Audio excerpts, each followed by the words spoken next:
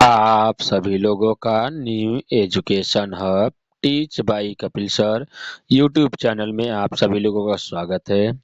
आज हम लोग पढ़ेंगे क्लास 11th के चैप्टर सेकेंड। इसके पहले वाले वीडियो में जिसका प्लेलिस्ट आपका बनाया हुआ है उसमें चैप्टर फर्स्ट जीव जगत का आप लोग वीडियो नहीं देखे हैं तो उस वीडियो को जाकर आप लोग देख लीजिएगा, क्योंकि जीव जगत को आप लोग पढ़े रहेंगे तो जीव जगत का वर्गीकरण पढ़ने में आपको अधिक से अधिक सुविधादायक होगा। उसमें एक चैप्टर को सिर्फ एक ही वीडियो में पूरे के पूरे को ख़त्म कर दिया गया है, इसलिए आपको कहीं और भटकना नहीं पड़ेगा। आज हम लोग पढ़ेंगे एक ही वीडियो में पूरे के पूरे चैप्टर को कवर किया जाएगा। तो आज हम लोग पढ़ेंगे जीव जगत का वर्गीकरण। अब देख रहे हैं कि जीव जगत, देखिए जीव जगत, इसके पहले कहा जा रहा है कि समस्त जगत में मिलने वाले जीवों की संख्या, कहा जा रहा है कि हमारे पूरे विश्व में अ, ज पूरे विश्व में मिलने वाले जीवों की संख्या, उसके देखिए जीवों की संख्या, आकृति, आकार,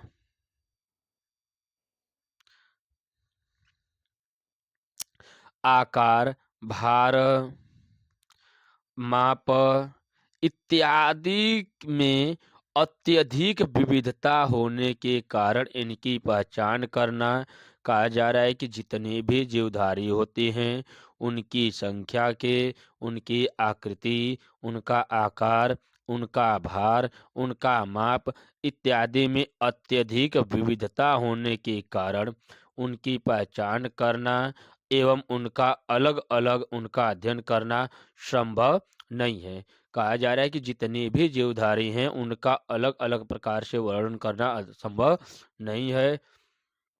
कहा जा रहा है कि इसी अध्ययन की सुविधा हेतु, कहा जा रहा है कि जीवों की पहचान की सुविधा के लिए ही यह आवश्यक है कि जीवों को उनके लक्षण के आधार पर बड़े व छोटे समूहों में वर्गीकृत किया जाए।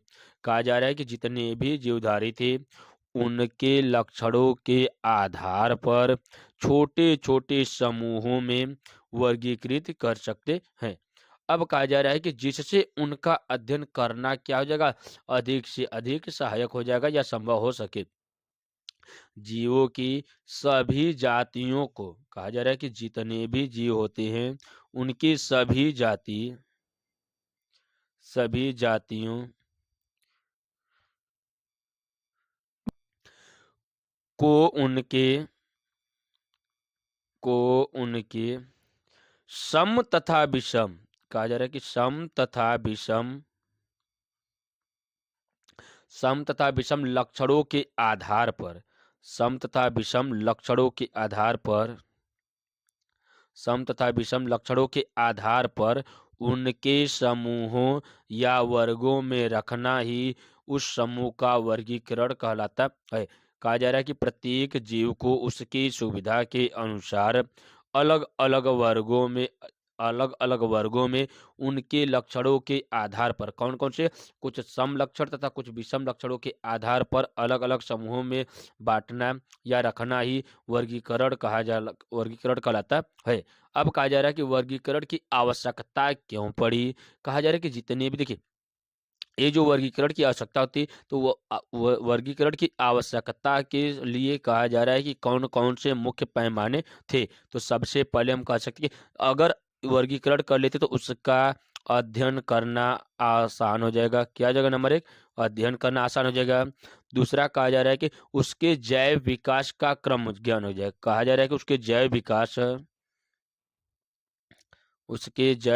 का जैव विकास के क्रम का ज्ञान। दूसरी बात कहा जाए कि उसके अनुकूलन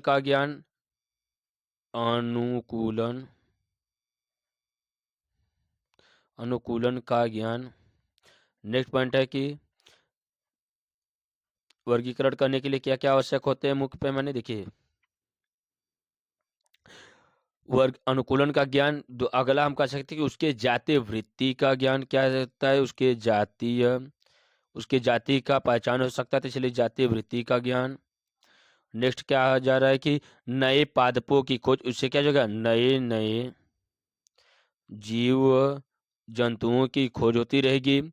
उसके बाद कहा जा रहा है कि इस प्रकार से हम एक प्रकार के जीवों के वर्गीकरण से इन सभी पैमानों का वर्गीकरण कर सकते हैं। सबसे पहला क्या था, अध्ययन की सुविधा के लिए, जैव विकास के क्रम के ज्ञान के लिए, अनुकूलन के ज्ञान के लिए, तथा उसके जातीय वृत्ति का ज्ञान, और एक पाद कहा जाता है कि जीवों की एक नई खोज के लिए कहा जाता है, जिसमें जन उसके नए जीवों की खोज के लिए इसी आधार पर कहा जाता है कि इस वर्गीकरण के आधार पर पादप वैज्ञानिकों ने पादपों की खोज के लिए तत्पर रहे, तथा जंतु वैज्ञानिकों ने जंतु के नए खोज के लिए प्रातः तत्पर रहे। इस आधार पर देखा जाता है कि जीवों के वर्गीकरण के लिए सबसे पहले, देखिए, वर्गीकरण का इतिहास की बात करते हैं तो कहा जाता है कि वर्गीकरण को सबसे पहले कौन किया था, अरस्तु ने उसकी सुविधा या उसके बारे में सबसे पहले सुझाया था। लेकिन इसके पहले भारतीय आयुर्वेदिक के आचार्य क्या थे, भारतीय आयुर्वेदिक के आचार्य महर्षि क्या आचार्य चरक, कौन कितने हमारा, आचार्य चरक ने अपनी पुस्तक चरक संहिता में लगभग चरक संहिता में लगभग 200 प्रकार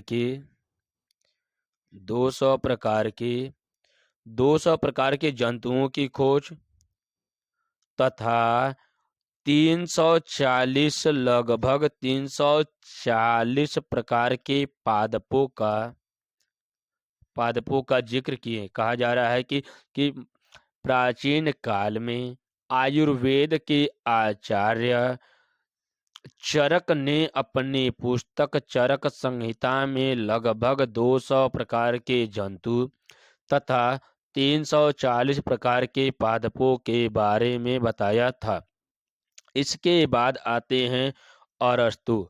अरस्तु ने अन्य ग्रीक दार्शनिकों, जैसे कहा जाता है कि अरस्तु के साथ साथ कुछ अन्य ग्रीक दार्शनिक ने चौथी और तीसरी शताब्दी में जीवधारियों के दो समूहों में जंतु तथा पादप में विभाजित किया। कहा जाता है कि जब सबसे पहले अरस्तु ने जंतु तथा पादप के बारे में उन्होंने बताया। कहा जा रहा था कि उन्होंने बताया कि सब जो जंतु होते हैं या जो जीव होते हैं वो कौन कौन से होते हैं, वो आपके जंतु तथा पादप होते हैं। कहा जाता है कि अरस्तु के द्वारा सामूहिक वर्गीकरण किया जाता है। तो जीवों के वर्गीकरण के वैज्ञानिक मानदंडों का उपयोग सर्वप्रथम अरस्तु ने किया था। उन्होंने पादप और प्राणियों का वर्गीकरण किया। कहा जाता है कि जब सर्वप्रथम वर्गीकरण की शुरुआत किया गया था तो कहा जाता है कि किसके द्वारा, अरस्तु के द्वारा तथा कुछ ग्रीक दार्शनिकों के द्वारा। ये सब क्या किया गया, जीवधारियों को दो समूह में सबसे पहले बांटा गया। कौन थे, जंतु तथा पादप। प्राणी जगत तथा पादप जगत में दो भागों में वर्गीकृत या दो भागों में विभाजित किए। अब कहा जा रहा है कि देखिए इसमें पादप का वर्गीकरण कौन सा था,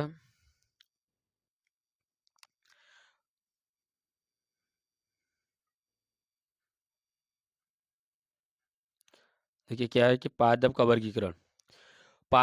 वर्गीकरण में अरस्तु ने पादपों को सरल आकारिक लक्षणों के आधार पर वृक्ष, झाड़ी तथा शाक में वर्गीकृत किए। कहा जा रहा है कि देखिए जो अरस्तु ने पादपों को बांटे थे तो सबसे पहले उन्होंने वृक्ष के रूप में तथा झाड़ी के रूप में तथा नेक्स्ट क्या है आपका शाक के रूप में बांटे। तो कहा जाता है कि ऐसे पादप जो लताओं में होते हैं या जो जमीन पर रेंगने वाले होते हैं उस पादप को शाकी कहे। उसके बाद कुछ ऐसे पौधे थे जो झाड़ियों के रूप में या कटीले पौधे के रूप में थे तो उसको उन्होंने झाड़ी के रूप में बताए। तथा इन दोनों में लकड़ियां नहीं पाई जाती है। कहा जाता है कि मजबूत तने नहीं पाए जाते हैं। जब तने नहीं पाए जाते हैं तो कहा जाता है कि जो वृक्ष होते हैं ये बहुत ही विशाल होते हैं और इसके फल फूल तथा बीज तथा सभी पाए जाते हैं। बाकी इन सभी में आपका मतलब क्या पूर्ण विकसित लकड़ियां या तने नहीं पाए जाते हैं। इस आधार पर अरस्तु ने सबसे पहले पादपों का वर्गीकरण शाखी में, झाड़ी में तथा वृक्ष में किए। नेक्स्ट पॉइंट है कि प्राणियों का वर्गीकरण। प्राणियों के वर्गीकरण में उन्होंने क्या किया थे कि अरस्तु ने प्राणियों का वर्गीकरण लाल रक्त की उपस्थिति तथा अनुपस्थिति के आधार पर वर्गीकृत किए। कहा जा रहा है कि जो अरस्तु थे उन्होंने जंतुओं को दो वर्गों में बांटे थे। कौन कौन से दो वर्ग है देखिए यहाँ पे, दो वर्गों में जंतुओं का वर्गीकरण किया गया था। उसमें सबसे पहले आपका है एनेमा, दूसरा है इनेमा। कहा जा रहा है कि दो वर्गों में वर्गीकृत किए थे। तो किसके आधार पर, तो कहा जाता किसके, रक्त की उपस्थिति के आधार पर, रक्त की उपस्थिति के आधार पर बांटा गया था। तो कहा जा रहा है कि रक्त का रंग लाल होता है। तो कहा जा रहा है कि ऐसे जंतु जिनमें लाल रुधिर अनुपस्थित होता है, कहा जाता है कि जिसमें लाल रुधिर आरबीसी अनुपस्थित होता है उसे एनेमा कहा या इनेमा कहा। उसी को क्या कहता है, एनेमा कहा। जैसे कहा जाता है कि स्पंज स्पंज तथा मोलस्का, वो स्पंज तथा मोलस्का तथा आर्थ्रोपोडा सदस्य के कुछ जंतु ऐसे हैं जिनमें वो तो जीव तो है लेकिन उसमें आरबीसी नहीं पाया जाता है, तो उसको एनीमा कहा गया। अब जिसमें लाल रुधिर पाए जाते हैं उसे एनीमा कहा। तो कहा जाता है कि जितने भी जंतु होते हैं ज्यादातर वो कौन से होते हैं, एनीमा या उसमें लाल रुधिर कणिकाएं होती है। अब एनीमा को एनीमा को दो वर्ग उपवर्गों में विभाजित किया गया, क्योंकि कहा जाता है कि कुछ ऐसे जंतु थे जो अंडयुज थे तथा कुछ ऐसे जंतु थे जो जरायुज थे। देखिए कहा जाता है कि एनीमा, अब जंतुओं को लाल रक्त के आधार पर इसको दो उपवर्गों में विभाजित किया गया, अंडयुज तथा जरायुज। देखिए ऐसे जंतु जिनमें लाल रुधिर कणिकाएं या लाल रुधिर उपस्थित होते हैं उसे एनीमा कहा जाता है। तो इनेमा में उसको रक्त की उपस्थिति के आधार पर इसको दो उप समूहों में विभाजित किया गया, अंडयुज तथा जरायुज। अब कहा जाता है कि ऐसे जीव जो अंडे देते हैं वह अंड अंडयुज कहे जाते हैं, जैसे मछली, उभयचर तथा सरीसृप। देखिए कहाँ मछली, उभयचर, मछली, उभयचर, मछली, उभयचर, मोलस्का, मछली, उभयचर, सरीसृप, सरीसृप तथा पक्षी, ये सभी के सभी जो जीव हैं सभी अंडयुज होते हैं। दूसरों को बांटा गया कि जरायुज। तो ऐसे जीव जो बच्चे देते हैं उसे जरायुज कहते हैं। जैसे कहा जा रहा है कि मनुष्य,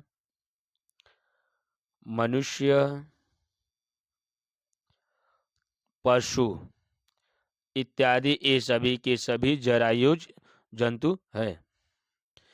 इस प्रकार से अरस्तु ने और तथा भारतीय प्राचीन काल के आयुर्वेदिक आचार्य चरक जी ने आपके जितने भी जीव जगत के वर्गीकरण का इतिहास था इन्होंने बताया था। लेकिन कहा जाता है कि वर्गीकरण का जनक या कहा जाएगा कि फादर ऑफ मॉडर्न टैक्सोनॉमी के किसको माना जाता है, एक कैरोलस लिनियस को माना जाता है। कहा जा रहा है कि कैरोलस लिनियस को आधुनिक वर्गीकरण विज्ञान का जनक कहते हैं। कहा। अब देखिए वर्तमान में, देखिए क्या वर्तमान की बात करते हैं तो देखिए वर्तमान की जो प्रणाली है वह कैरोलस लीनियस ने, क्या कैरोलस लीनियस ने अपनी पुस्तक सिस्टेमा नेचुरी, क्या है सिस्टेमा नेचुरी बुक में जीवों के वर्गीकरण के बारे में उन्होंने विस्तार से समझाया, या कह सकते हैं कि जीवों के नाम तथा उनका आधुनिक वर्गीकरण कौन किया था, कैरोलस लिनियस ने किया था।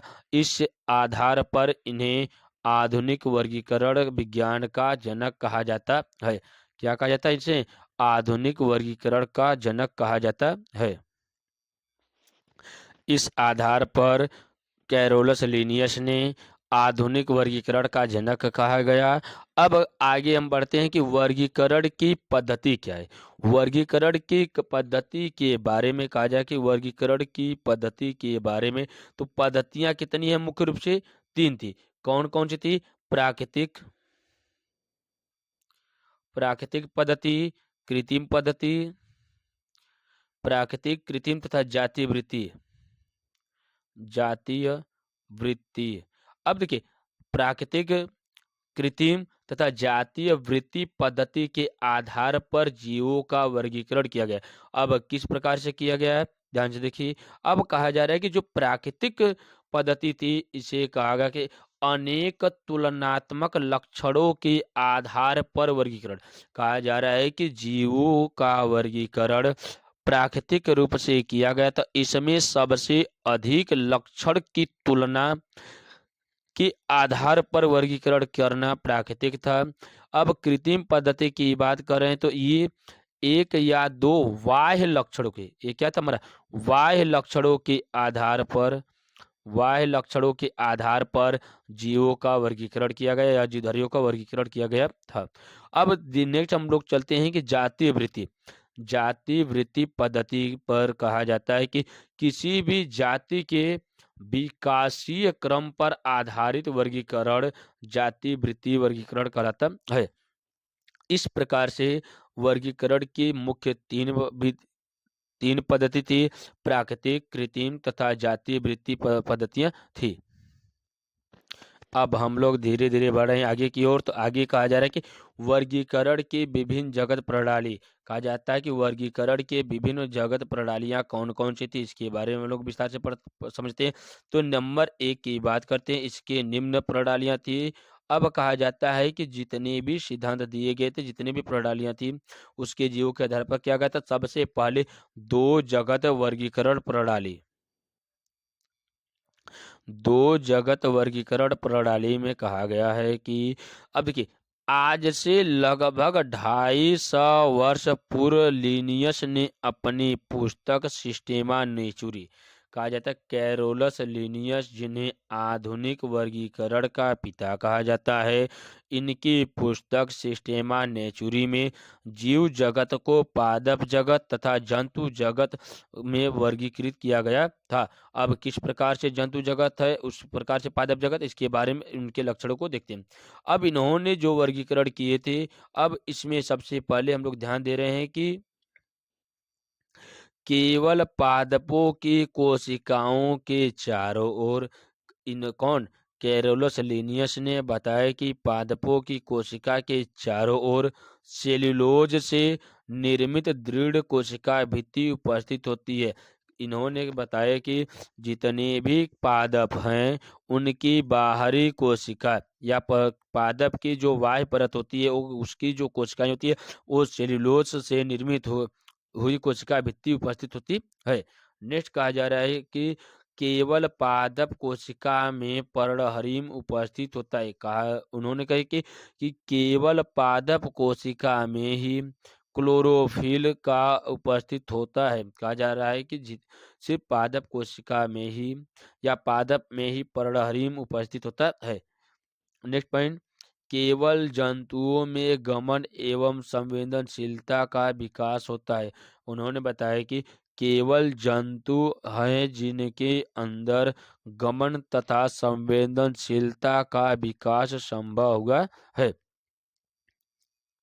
नेक्स्ट देखिए क्या है कि दो जगत वर्गीकरण के अंतर की बात करते थे। देखिए इधर लक्षण हो गया जंतु जगत, पादप जगत। अब कैरोलस लिनियस ने सबसे पहले लक्षण लिए कोशिका भित्ति। कोशिका भित्ति देखिए कहा जा रहा है कि कोशिका भित्ति जो होती है जंतुओं में अनुपस्थित थी लेकिन पादपों में उपस्थित थी। दूसरा कहा जा रहा है कि गमन के आधार पर, तो जो गमन के आधार पर जंतु जो होते हैं इसमें गमन पाया जाता है या गमन उपस्थित होता है, लेकिन अब पादपों में कहा जाता है ये अनुपस्थित होता है, क्योंकि जंतु जो होती हैं वह समय पर अपना स्थान का परिवर्तन कर सकते हैं लेकिन पादप अपना स्थान का परिवर्तन नहीं कर पाते हैं, इसलिए इसमें गमन अनुपस्थित होता है लेकिन इसमें जंतु में उपस्थित होता है। नेक्स्ट बात करते हैं पोषण। पोषण में कहा जा रहा है कि भोजन ग्रहण करते हैं। कहा जा रहा है कि जो जंतु होते हैं ये भोजन ग्रहण करते हैं लेकिन पादप भोजन ग्रहण नहीं करते हैं। नेक्स्ट पॉइंट बाह्य उत्तेजनाओं के प्रति प्रतिक्रिया। कहा जा रहा है कि अगर किसी भी जीव में बाह्य उत्तेजना, बाहरी किसी प्रकार की उत्तेजनाओं का जो के प्रति प्रतिक्रिया होती है ये जंतुओं में पाई जाती है लेकिन पादपों में कुछ निश्चित पौधों के अतिरिक्त ये कहा जाता है कि ये अनुपस्थित होती है। इसलिए कौन कैरोलस लिनियस ने सबसे पहले जंतुओं को दो वर्गों में बांटे। अपनी पुस्तक सिस्टेमा नेचुरी में जंतु तथा पादप के बारे में उन्होंने स्पष्ट रूप से समझाए। नेक्स्ट हम लोग चलते हैं तीन जगत प्रणाली। कौन है तीन जगत प्रणाली? देखिए थोड़ा सा हम लोग ध्यान देंगे कि दो जगत वर्गीकरण की कुछ कमियां रह गई थी जिसके बारे में स्पष्ट रूप से जंतुओं के बारे में उन्होंने कौन कैरोलस लिनियस नहीं स्पष्ट कर पाए, क्योंकि कहा जा रहा है कि जो पादप होते हैं उसमें भी बहुत छोटे छोटे अलग अलग प्रकार के पादप पाए जाते हैं। यही बात कहा गया था कि जंतुओं में इसका भी जंतु भी कई प्रकार के थे। अब हम चलते हैं इनकी कमियों पर। तो कहा जा रहा है कि इस वर्गीकरण में एक कोशिकीय तथा बहुकोशिकीय जीव, प्रोकैरियोटिक तथा यूकैरियोटिक जीवों तथा प्रकाश संश्लेषी एवं अप्रकाश संश्लेषी जीवों को एक साथ रखा गया है। कहा जा रहा है देखिए जो दो जगत प्रणाली में है इसमें एक कोशिकीय जीव, बहुकोशिकीय जीव, प्रोकैरियोटिक जीव, यूकैरियोटिक जीव, ऐसे जीव जो प्रकाश संश्लेषण की क्रिया करते हैं उसे प्रकाशी जीव, प्रकाश संश्लेषी जीव कहा जाता है। कुछ ऐसे जीव होते हैं जो अप्रकाश मतलब प्रकाश की उपस्थिति में प्रकाश संश्लेषण नहीं करते, उसे कहा जाता है कि अप्रकाशी। तो जीवों को रखा गया है।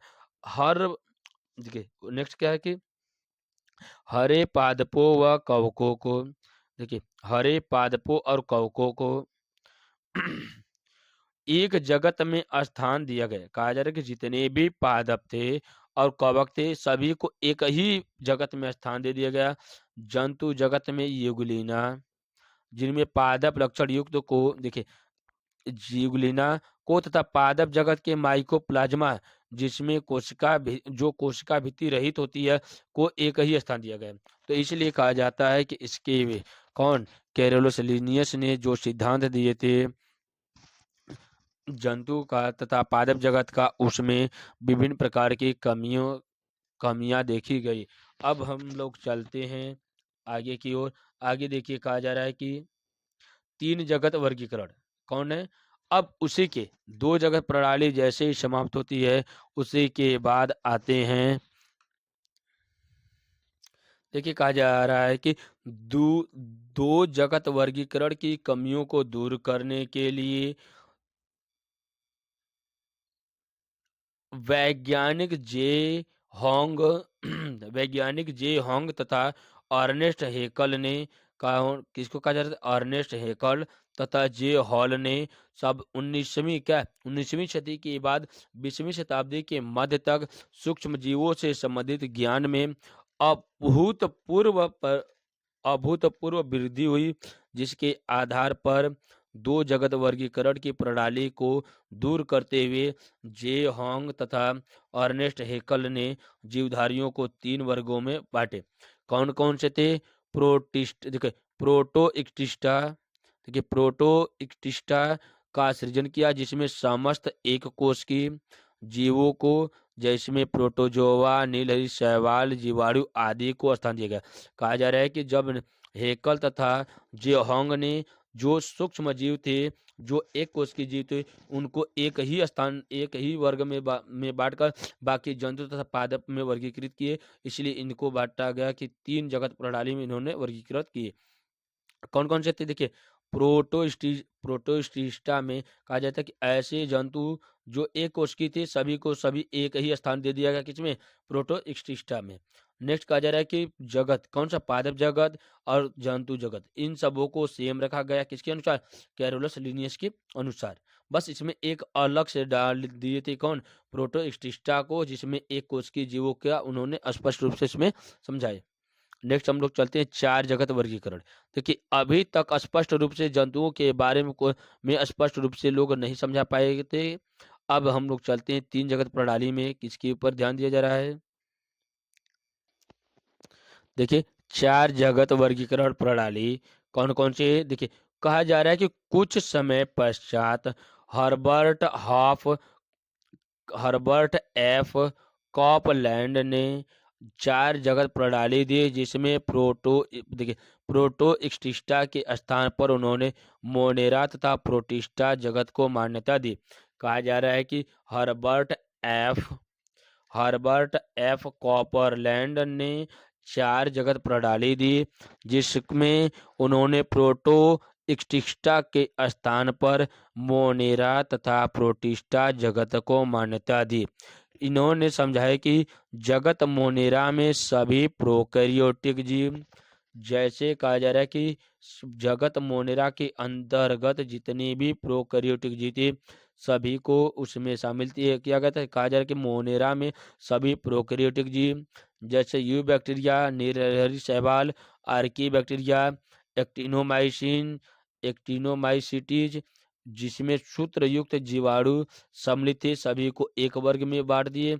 दूसरा कार्य है कि जोगत प्रोटिस्टा में एक कोशिकीय जीव तथा कुछ मांडली तथा यूकैरियोटिक जीवों को, जैसे प्रोटोजोआ, डायटम्स इत्यादि को एक स्थान दिए। कहा जा रहा है कि कौन, महर्षि अर्नेस्ट हेकल तथा जे होंग ने 3 में प्रोटोस्टिस्टा, पादप तथा जंतु में वर्गीकृत किए। लेकिन जैसे ही 4 जगत प्रणाली की बात करते हैं, तो एबर्ट एफ कॉपरलैंड ने एक और, किसको, प्रोटोस्टिस्टा को हटाकर अलग से 2 नाम दे दिए, मोनेरा तथा प्रोटिस्टा। मोनेरा में जितने भी प्रोकैरियोटिक जीव थे, उनको एक स्थान दे दिए, जैसे यू बैक्टीरिया, नीलहरी शैवाल, आर्की बैक्टीरिया तथा एक्टिनोमाइसिटीज, इनको एक स्थान दे दिए। उसी के बाद आता है एक कोशिकीय जीव, जो प्रोटिस्टा में रखे गए थे, जैसे कहा जा रहा है कि इसमें देखिए यूकैरियोटिक जीव को इन्होंने अलग स्थान दे दिए थे। यूकैरियोटिक जीव या जिसमें प्रोटोजोआ तथा डायटम्स थे, बाकी के जितने भी 2 सदस्य थे, कौन से, जंतु जगत तथा पादप जगत दोनों सेम थे। तो कौन, मोनेरा मोनेरा, प्रोटिस्टा और जंतु तथा पादप, इस 3 प्रकार के, कौन के 4 प्रकार के हो गए ना, मोनेरा, प्रोटिस्टा, जंतु तथा पादप। इस प्रकार से इन्होंने जीवों को 4 वर्गों में विभाजित किए थे।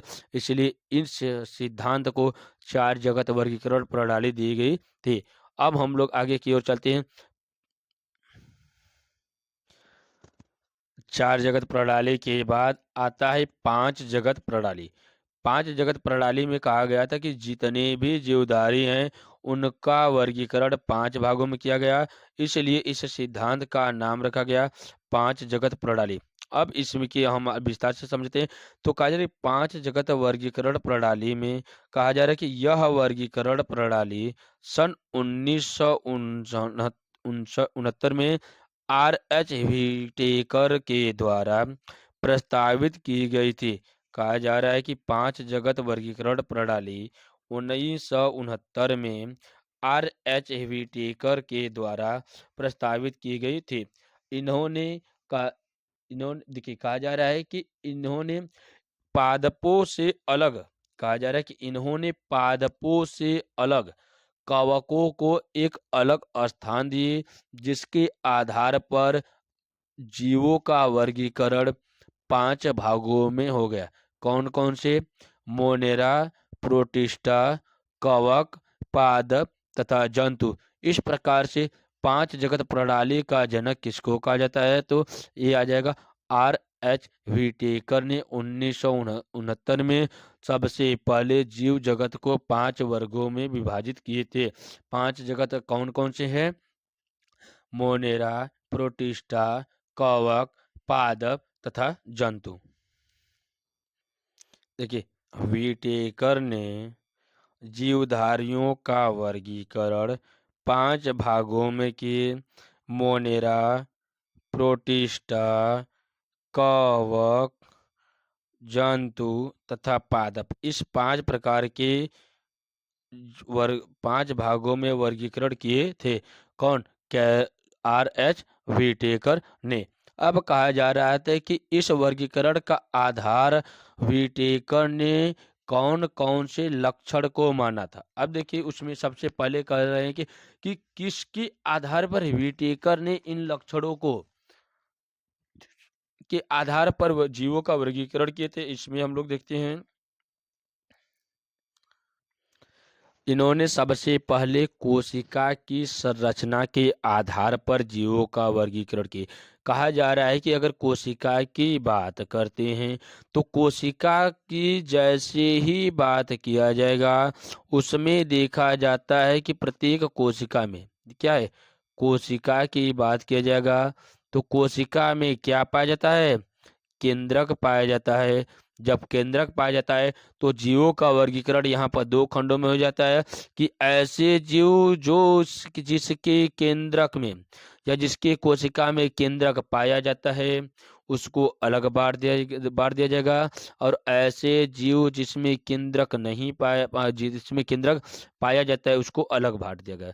तो कहा जा रहा है कि व्हिटेकर ने जैसे ही जीवों का वर्गीकरण कोशिका की संरचना के आधार पर किए, वैसे ही जीव 2 खंडों में बट गए। ऐसे जीव जिसमें केंद्रक नहीं पाया जाता है उसे प्रोकैरियोटिक कहा जाता है। ऐसे जीव जिनमें केंद्रक पाया जाता है उसे यूकैरियोटिक कहा जाता है। तो यहाँ पर हम लोग देखेंगे प्रोकैरियोटिक तथा यूकैरियोटिक। ठीक है, प्रोकैरियोटिक तथा यूकैरियोटिक। तो प्रोकैरियोटिक ऐसे जीव जिसमें केंद्रक, सबसे पहले की बात करते हैं, क्या केंद्रक नहीं पाया जाता है। यूकैरियोटिक में केंद्रक पाया जाता है, तो केंद्रक पाया जाता है। सेकेंड पॉइंट, इसमें कहा जाता है कि इसमें इसमें देखिए कहा जा रहा है कि केंद्रक कला अनुपस्थित होती है। कहा जाता है इसमें केंद्रक कला अनुपस्थित होती है, इसमें केंद्रक कला उपस्थित होती है। नेक्स्ट बात कर रहे हैं कि कहा जा रहा है कि प्रोकैरियोटिक में कोशिकांगों का अभाव होता है। इसमें कहा जाता है कोशिकांग नहीं पाए जाते। कोशिकांग किसे कहते हैं? कोशिका के अंदर पाए जाने वाले जितने भी उसके अंग हैं सभी के सभी कोशिकांग कहे जाते हैं। जैसे माइटोकॉन्ड्रिया, केंद्रक, राइबोसोम, लाइसोसोम, ये कोशिका के कोशिकांग होते हैं। अब कहा जा रहा है कि कोशिकांगों की बात कहा जा रहा है कि इसमें अभाव होता है, मतलब इसमें नहीं पाया जाता है, बाकी इसमें कोशिकांग पाए जाते हैं। तो यूकैरियोटिक में कोशिकांग पाए जाते हैं। अब बात किया जाता है कि जो प्रोकैरियोटिक होते हैं इसके पास राइबोसोम की मात्रा कितनी होती है? तो यहाँ पर 70 यस राइबोसोम होते हैं, यहाँ पर 80 यस राइबोसोम होते हैं। अगर आप लोग राइबोसोम के ऊपर क्लास नहीं देखे हैं तो आपके प्लेलिस्ट में राइबोसोम के ऊपर क्लास को अपलोड किया गया है। आप लोग वहां पर जाकर राइबोसोम या कोशिकांगों के बारे में अध्ययन कर सकते हैं। अब हम लोग आगे चलते हैं कि जैसे ही व्हिटेकर ने जीवों का वर्गीकरण कोशिका की संरचना के आधार पर किए तो उसको 2 भागों में बांटे। तो ऐसे जीव जिसमें केंद्रक पाया जाता है उसे प्रोकैरियोटिक, ऐसे जीव जिसमें केंद्रक नहीं पाया जाता उसे यूकैरियोटिक में बांटे थे। अगला अगला हम लोग चलते हैं कि उनकी शरीर की संरचना के आधार पर उन्होंने बांटे। कहा जा रहा है कि जो व्हिटेकर ने जीवों का वर्गीकरण उनके शरीर की संरचना के आधार पर बांटे, तो इसमें कहा जा रहा है कि शरीर में उपस्थित कोशिकांगों की संख्या के आधार पर जीवों को दो समूहों में, एक कोशिकीय तथा बहुकोशिकीय में स्थापित किए। कहा जा रहा है कि अगर शरीर की संरचना के आधार पर देखा जाता है तो विटेकर ने जंतुओं को दो वर्गों में बांटे, एक कोशिकीय तथा बहुकोशिकीय। अब देखिए कौन, एक कोशिकीय,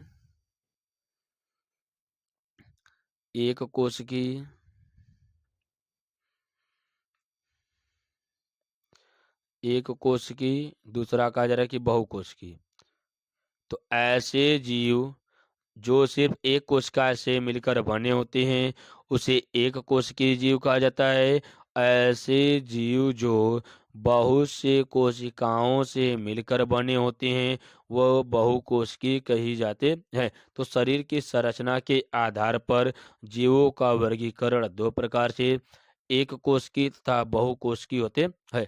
नेक्स्ट की बात करते हैं, जीवों के जीवन की दशा। कहा जा रहा है कि जीवों के जीवन की दशा कहा जा रहा है कि किस प्रकार से प्रत्येक जीव के जीवन की दशा होती है। तो इसमें कहा जा रहा है कि वे जीव जो अपना भोजन स्वयं निर्मित करते हैं। देखिए जीवों के जीवन की दशा की बात कहा जाता है तो इसमें कहा जाता है कि कुछ ऐसे जीव होते हैं जो अपना भोजन स्वयं बनाते हैं, उसे उत्पादक कहते हैं।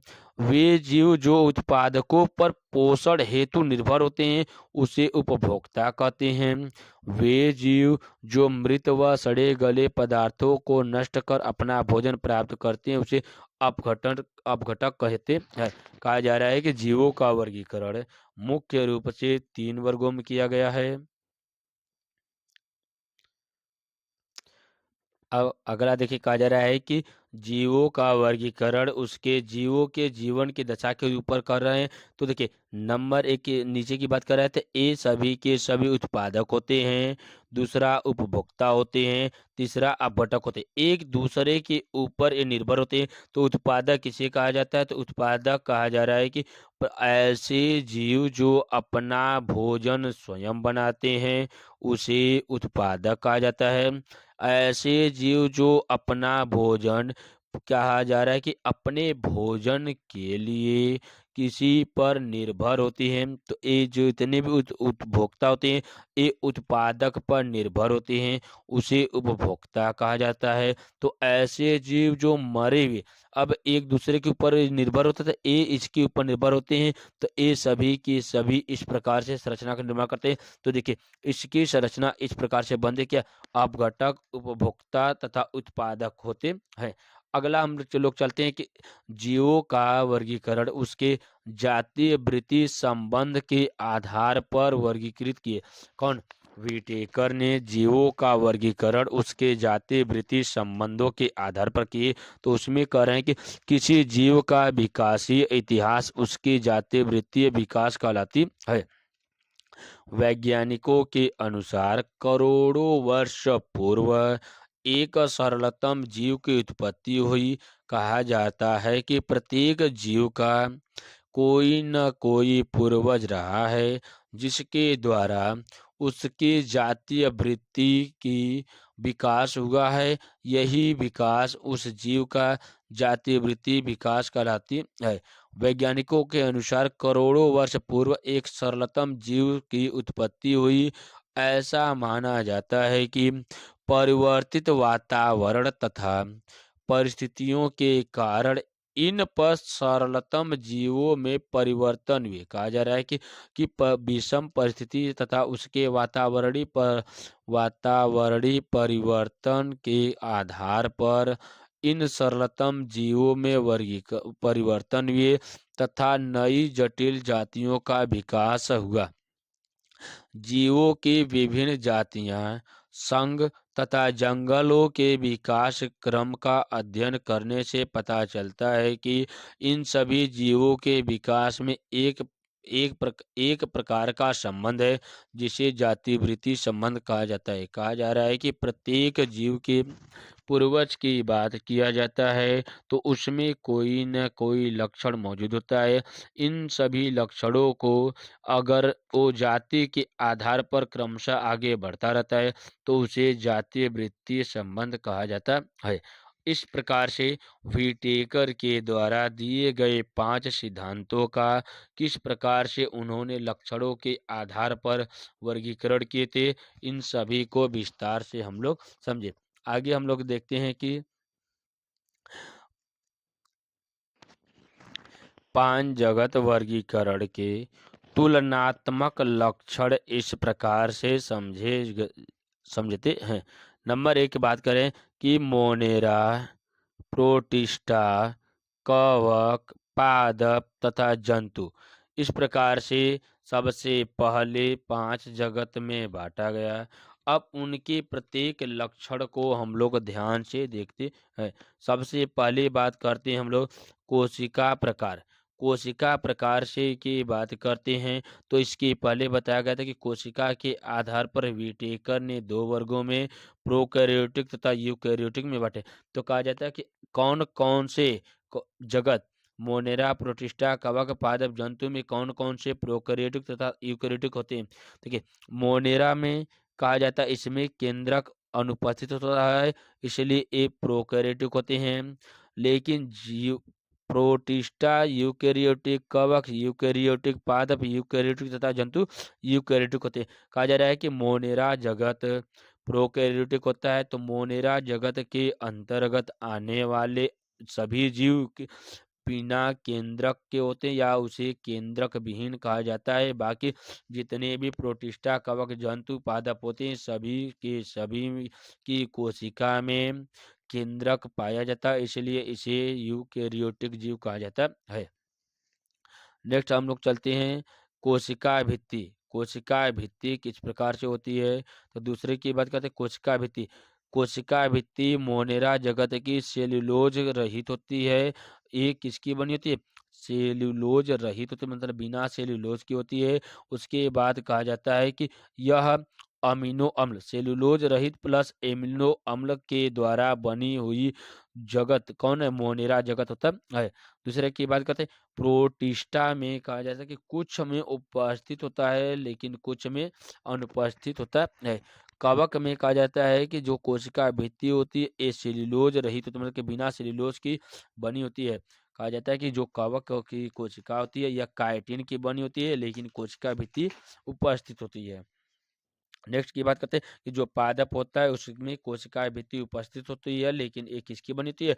सेल्यूलोज के द्वारा बनी हुई होती है। लेकिन जंतु में कोशिका भित्ति नहीं पाई जाती है। नेक्स्ट चलते हैं हम लोग कि केंद्रक झिल्ली क्या है? केंद्रक झिल्ली क्या होती है? देखिए, केंद्रक झिल्ली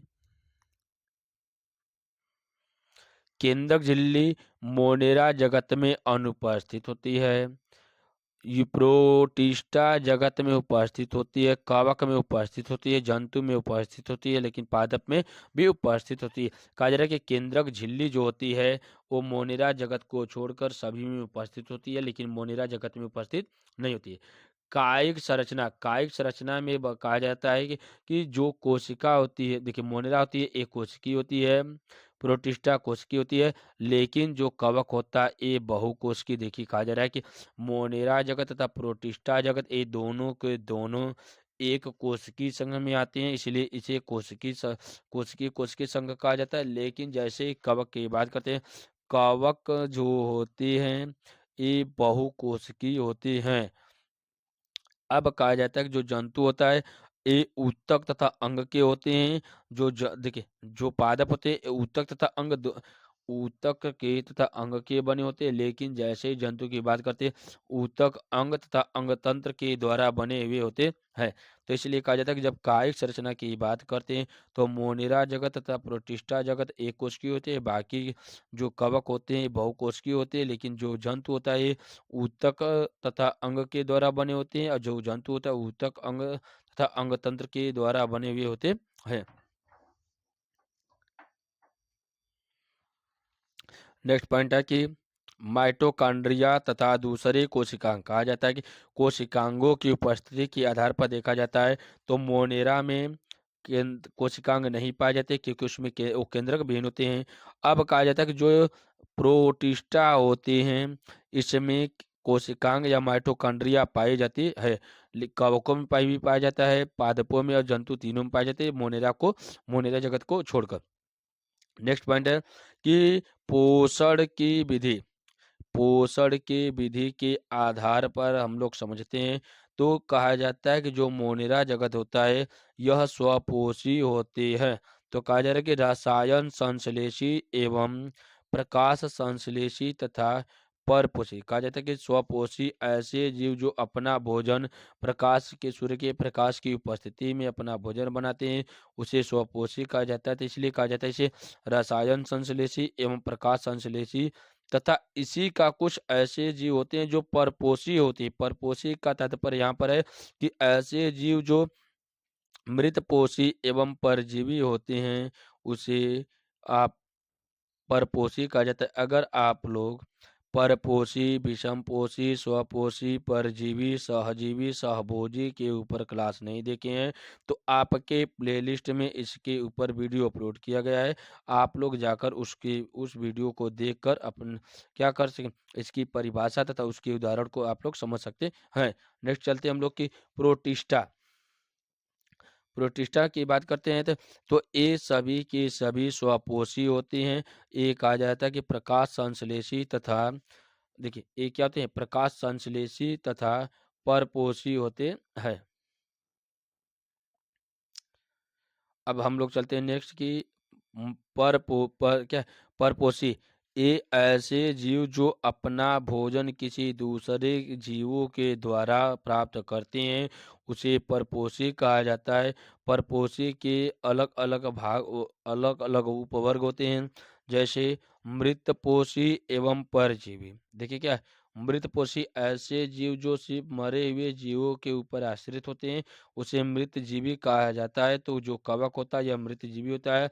पादप स्वपोषी होते हैं, प्रकाश के संश्लेषण की क्रिया करते हैं। लेकिन जो जंतु होता है ये परपोषी होते हैं। ये प्राणी समूह मतलब एक दूसरे प्राणियों के ऊपर निर्भर होते हैं तथा कुछ मृतपोषी भी होते हैं। अब अगला कहा जा रहा है कि प्रजनन की विधि, जब प्रजनन की विधि की बात करते हैं तो मोनेरा जगत में ये कैसी होती है, ये संयुग्मन द्वारा होती है। प्रोटिस्टा में युग्मक संलयन एवं संयुग्मन द्वारा होती है। लेकिन कवक में निषेचन होता है, पादपों में निषेचन होता है, जंतुओं में भी निषेचन की प्रक्रिया के द्वारा प्रजनन की विधि होती है। कौन कौन से एग्जाम्पल होते हैं आप लोग इसको विस्तार से समझिए। अब हम लोग चलते हैं कि प्रजनन की विधि के लिए के बाद कौन कौन से एग्जाम्पल होते हैं। अब देखिए कौन कौन से एग्जाम्पल है।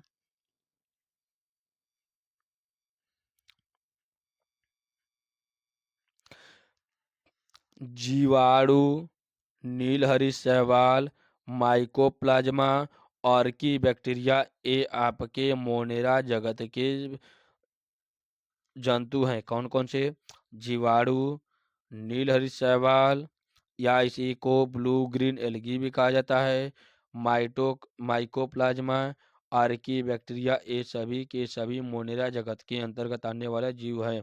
नेक्स्ट है प्रोटिस्टा में कौन कौन से आते हैं। देखिए प्रोटिस्टा में प्रोटोजोआ इत्यादि होती है। कहा जाता है कि इसके अंतर्गत आने वाला प्रोटोजोआ होता है। कवक में सभी प्रकार के कवक, राइजोपस, म्यूकस, ये सभी के सभी आपके कवक होते हैं। नेक्स्ट पादप की बात करते हैं, शैवाल, ब्रायोफाइटा, टेरिडोफाइटा, आवृतबीजी तथा अनावृतबीजी पादप, ये सभी के सभी पादप में आते हैं। जंतु की बात करते हैं, सभी प्रकार के बहुकोशिकीय जंतु, कीट व पृष्ठाधारी जंतु, ये सभी के सभी आपके जंतु जगत में आते हैं। इस प्रकार से व्हिटेकर के द्वारा प्रस्तुत किए गए पांच जगत प्रणाली के अंतर्गत जितने भी जीवधारी थे सभी के लक्षणों का हम लोग विस्तार से अध्ययन किए और जिसको उदाहरण के द्वारा आसानी से हम लोग समझे। पांच जगत प्रणाली के बाद छह जगत प्रणाली प्रस्तुत की गई थी।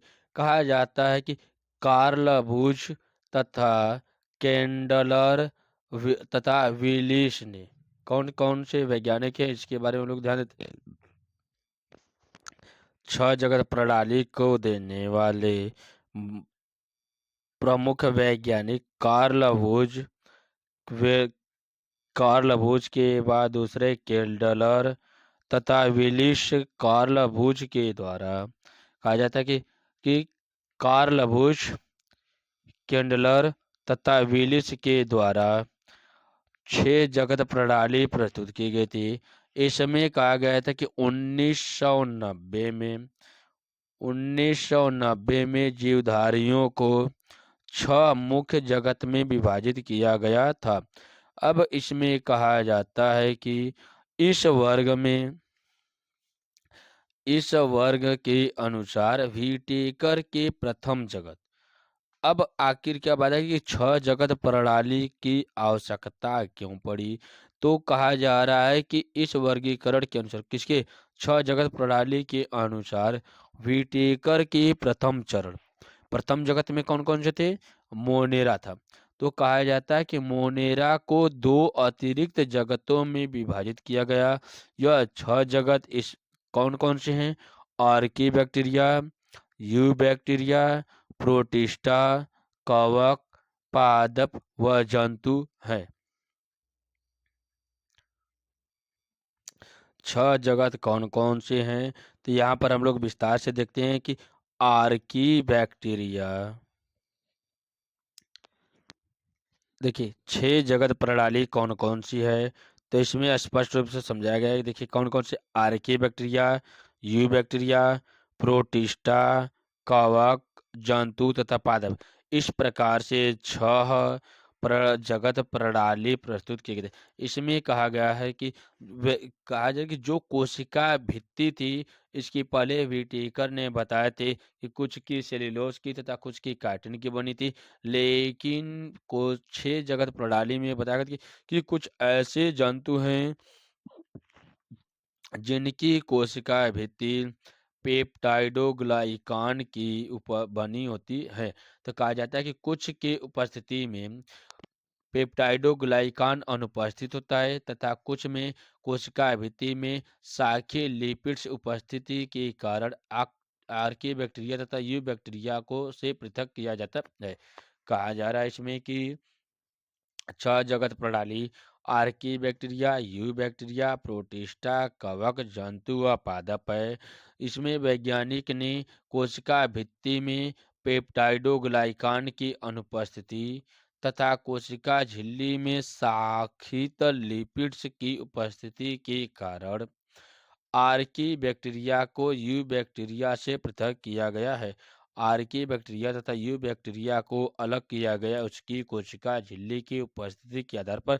लेकिन व्हिटेकर के बाद कार्ल बूच, केल्डलर तथा विल्सन ने 6 जगत प्रणाली को प्रस्तुत किए थे।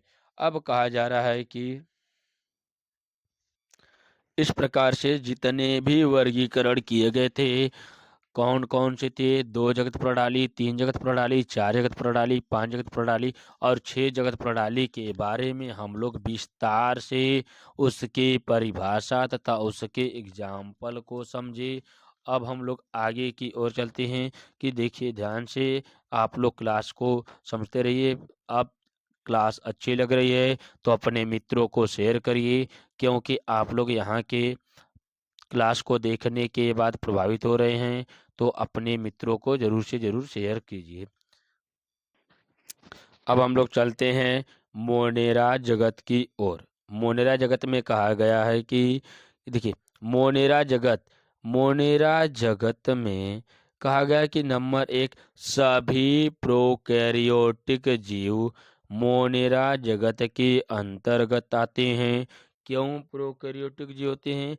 तो प्रोकैरियोटिक कोशिका का वह भाग होता है जो बिना केंद्रक का होता है। कहा जाता है कि ऐसी कोशिका जो बिना केंद्रक के उपस्थित होती है उसे प्रोकैरियोटिक जीव कहा जाता है। तो सभी प्रोकैरियोटिक जीव मोनेरा जगत के अंतर्गत आते हैं। जैसे कहा जा रहा है कि जीवाणु सूक्ष्म जीवों में सबसे अधिक संख्या में होते हैं। कहा जाता है कि जो जीवाणु होते हैं वो सूक्ष्म जीवों में सबसे अधिक संख्या में होते हैं और लगभग सभी स्थान पर पाए जाते हैं। नेक्स्ट कहा जा रहा है कि प्रोकैरियोटिक जीवों के उदाहरण कौन कौन से हैं। तो आद्य bacteria, eubacteria, cyanobacteria, mycoplasma, actinomycetes, rickettsia, chlamydiae, ये सभी के सभी प्रोकैरियोटिक जीव के उदाहरण हैं। अब हम लोग ध्यान से देखते हैं कि देखिए कहा जा रहा है कि जो प्रोकैरियोटिक जीव है इन सभी को कौन कौन से, ये सभी के सभी आपके एग्जाम पॉइंट ऑफ व्यू से मोस्ट इम्पोर्टेंट है। इसलिए इसको आप लोग स्क्रीनशॉट लेकर इसको अपने नोट्स बुक में नोट कर कर इसको हमेशा रिवीजन करेंगे तो आप 1 से 2 बार पढ़ने के बाद आपको पूरा का पूरा कॉन्सेप्ट समझ में आ जाएगा। तो ये सभी की कुछ ऐसे आपको रहेगा जिसको समझाया जाएगा, लेकिन कुछ ऐसे पॉइंट भी हैं जो फैक्ट होंगे, फैक्ट को आपको थोड़ा सा लिख कर याद ही करना पड़ेगा और उसका कोई शॉर्टकट नहीं होता है। तो कहा जाता है कि आद्य bacteria, eubacteria, cyanobacteria, mycoplasma, actinomycetes, rickettsia, chlamydiae, ये सभी के सभी मोनेरा जगत के अंतर्गत आते हैं। अब हम लोग आगे चलते हैं कि बैक्टीरिया क्या होती है। देखिए क्या अगला क्या है, बैक्टीरिया। आकृति के आधार पर जीवों को 4 समूहों कौन कौन से, गोलाकार, छड़ाकार, कामा के आकार का, अब उसके बाद सर्पिलाकार इत्यादि वर्गों में विभाजित किया गया। कहा जाता है कि जो बैक्टीरिया है इसको आकृति के आधार पर उसको 4 समूह में विभाजित किया गया था। गोलाकार जिसे कोकस कहा जाता है, दूसरा छड़ाकार जिसे बेसिलस होता है इसका एग्जाम्पल, कामा आकार के विब्रियम होते हैं, तथा सर्पिला आकार के ये बैक्टीरिया पाई जाती है। इस प्रकार से अब आगे हम लोग देखते हैं कि बैक्टीरिया के बाद क्या, आद्य बैक्टीरिया। आद्य बैक्टीरिया क्या होती है, अब इसको हम लोग ध्यान से समझते हैं। देखिए आद्य बैक्टीरिया यह प्राचीनतम जीवाणुओं का समूह है। कहा जाता है कि ये प्राचीनतम जीवाणुओं का समूह है। इन्हें सबसे पुराने जीवित जीवाश्म माना जाता है। अब कहा जाता है कि जीवाश्म किसे कहा जाता है, तो ऐसे जीव जंतु जो जमीन के अंदर या भूमि के अंदर सड़ गल कर ये क्या कहते हैं, खाद के रूप में या किसी अवशेष के रूप में प्राप्त होते हैं, जिसे ह्यूमरस या जीवाश्म कहा जाता है। तो कहा जाता है जो आद्य बैक्टीरिया होती है इन्हें सबसे पुराने जीवित जीवाश्म माना जाता है। इसमें अविकल्पिक अनाक्षी श्वसन पाया जाता है। अगर आप लोग आक्षी श्वसन तथा अनाक्षी श्वसन के ऊपर वीडियो नहीं देखे हैं तो इसके ऊपर आप लोगों को बिल्कुल विस्तार से समझाते हुए वीडियो अपलोड किया गया है। आप लोग उस वीडियो को जाकर देख लीजिए। उसके बाद कहा जा रहा है कि अनाक्षी श्वसन पाया जाता है। इसकी कोशिका भित्ति आप लोग डालिएगा, आक्षी श्वसन तथा अनाक्षी श्वसन के बीच अंतर टीच बाई कपिल सर आप लोग डालेंगे तो आपके यूट्यूब चैनल पर वो आपका आक्षी श्वसन तथा अनाक्षी श्वसन के ऊपर वीडियो आपको दिख जाएगा। कहा जा रहा है कि इसकी कोशिका भित्ति पेप्टाइडोग्लाइकान की बजाय, कहा जाता है कि इसकी जो कोशिका भित्ति है ये पेप्टाइडोग्लाइकान की बजाय जटिल पॉलीसेकेराइड की बनी होती है। कहा जा रहा है कि इसकी कोशिका भित्ति जो होती है पॉलिस पेप्टाइडोग्लाइकान के से न बनकर पॉलीसेकेराइड की बनी होती है। कहा जा रहा है कि मेथेनोजोन अनेक रूमिनेट, कहा जाता है कि मेथेनोजोक मेथेनोजोन अनेक रूमिनेंट पशुओं के आंत्र में पाए जाते हैं तथा इनके गोबर से मीथेन का उत्पादन करते हैं। कुछ आद्य बैक्टीरिया हैं जिसे मेथेनोजोन कहा जाता है जो अनेक रूमिनेंट मतलब क्या, ऐसे जंतु जो जुगाली करने वाले होते हैं उसे रूमिनेंट जंतु कहा जाता है। रूमिनेंट पशुओं के आंत मतलब क्या, उसकी आंत जो छोटी आंत बड़ी आंत होती है उसके आंत में पाए जाते हैं तथा इनके गोबर से मीथेन गैस का उत्सर्जन करते हैं। मीथेन गैस किन किन माध्यमों से उत्सर्जित होता है इसके आप लोग एग्जाम कमेंट बॉक्स में जरूर बताइएगा। इसके एग्जाम्पल दो थे हम हिंट बता रहे हैं कि ए दलदली क्षेत्रों में पाए जाते हैं, तो कहा जाएगा कुओं में, जुगाली करने वाले जंतुओं में, धान के खेत में, दीमक का जो छत्ता होता है इसमें पाया जाता है। बाकी आप लोग एक दो ऐसे जो नाम है आप लोग उसको कमेंट बॉक्स में जरूर बताइएगा। उसके बाद आप आगे देखिए क्या इसके एग्जाम्पल कौन कौन से होते हैं, तो इसमें देखिए क्या है, थर्मोकोकस, मिथेनोकोकस या मिथेनोबैक्टीरिया आपके आद्य बैक्टीरिया के एग्जाम्पल होते हैं। आगे हम लोग देखते हैं यू बैक्टीरिया क्या होती है। यू बैक्टीरिया क्या होती है, इस यू बैक्टीरिया देखिए, इन्हें सत्य जीवाणु भी कहा जाता है कि इन्हें सत्य जीवाणु भी कहा जाता है। इनकी पहचान कठोर कोशिका भित्ति एक कसाब द्वारा की जाती है। कहा जाता है इनकी कोशिका भित्ति एक कसाय द्वारा होती है। कहा जाता है एंटोनी वॉन लुविन हॉक ने कहा जाता है जिसे जीवित कोशिका के बारे में जिन्होंने अध्ययन किए थे वो कौन थे, एंटोनी वॉन लुविन हॉक थे। तो एंटोनी वॉन लुविन हॉक ने सबसे पहले जीवाणुओं का परीक्षण बरसात के ठहरे हुए पानी में तथा दांतों के मैल में किया। कहा जा रहा है कि एंटोनी वान लिविनहॉक ने सबसे पहले जीवाणुओं का परीक्षण बरसात के ठहरे हुए पानी में तथा दांतों के मैल में किए। इन्होंने इसे एनिमल क्यूल का नाम दिए। कहा जा रहा है कि ये जो दांत के मैल से प्राप्त किया गया जीवाणु था इसका नाम उन्होंने एनिमल क्यूल नाम दिया। ए यू बैक्टीरिया का आपका एग्जाम्पल है। नेक्स्ट क्या है, साइनो बैक्टीरिया क्या होती है, देखिए इन्हें नील हरी शैवाल भी कहा जाता है, नील हरी शैवाल कहा जाता है या नील हरी शैवाल या ब्लू ग्रीन एलगी या इसी को BGA कहा जाता है। नील हरी शैवाल भी कहा जाता है। इनमें इन्हें हरित पादप की तरह इनमें कहा जाता है हरित पादप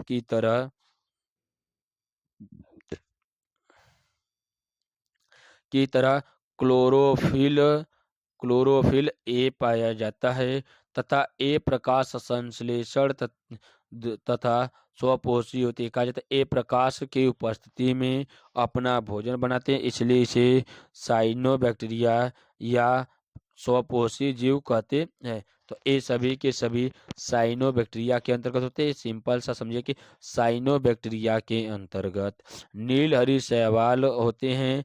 इन्हें हरित पादपों की तरह क्लोरोफिल ए पाया जाता है इसमें किसमें, साइनोबैक्टीरिया में, तथा ए प्रकाश संश्लेषण तथा स्वपोषी होते हैं। इस प्रकार से हम लोग जितने भी फैक्ट थे साइनोबैक्टीरिया के ये सभी को हम लोग विस्तार से समझे। आगे हम देख रहे हैं कि आर्के बैक्टीरिया, यू बैक्टीरिया तथा यूकेरिया के तुलनात्मक लक्षण किस प्रकार से होते हैं। तो इसको हम लोग ध्यान से देखते हैं। तो इसके अंतर को देख रहे हैं तो आर्के बैक्टीरिया, यू बैक्टीरिया तथा यूकेरिया होते हैं। इसमें नंबर 1 देखते हैं कि इसके आवास के आधार पर कहा जाता है कि आर्के बैक्टीरिया को उसके आवास के आधार पर वर्गीकरण करते हैं। तो सबसे पहला काम होता है इसमें यह प्रायः चरम वातावरणीय दशाओं में होते। कहा जाता है कि मतलब क्या हमेशा वातावरणीय दशाओं में पाए जाते हैं। दूसरा यू बैक्टीरिया को कहा जाता है कि विभिन्न प्रकार की वातावरणीय दशाओं में पाया जाता है। एक किसी भी कहा जाता है कि विभिन्न प्रकार की वातावरणीय दशाओं में पाया जाता है। यूकेरिया की बात करते हैं तो यह विभिन्न प्रकार की वातावरणीय दशाओं में पाए जाते हैं। कहने का मतलब यू बैक्टीरिया तथा यूकेरिया ये दोनों को दोनों विभिन्न प्रकार की दशाओं में पाए जाते हैं लेकिन आर्की बैक्टीरिया ये नहीं पाए जाते है। अब कहा जाता है कि कोशिकीय संरचना ये जो आर्की बैक्टीरिया होती है ये प्रोकैरियोटिक होती है। अब यू बैक्टीरिया भी प्रोकैरियोटिक होती है और जो यूकेरिया होती है उसे यूकैरियोटिक कहा जाता है। अब नेक्स्ट पॉइंट की हम लोग चलते हैं कि कोशिका की माप यह लगभग में 0.05 से लेकर 5 माइक्रोन तक होती है। यू बैक्टीरिया जो होती है 0.5 से 4 माइक्रोन होती है। अब कहा जाता है यू बैक्टीरिया की बात करते हैं तो यू बैक्टीरिया में देखते हैं तो ए 5 माइक्रोन से कम होता है। नेक्स्ट हम लोग चल देखते हैं कि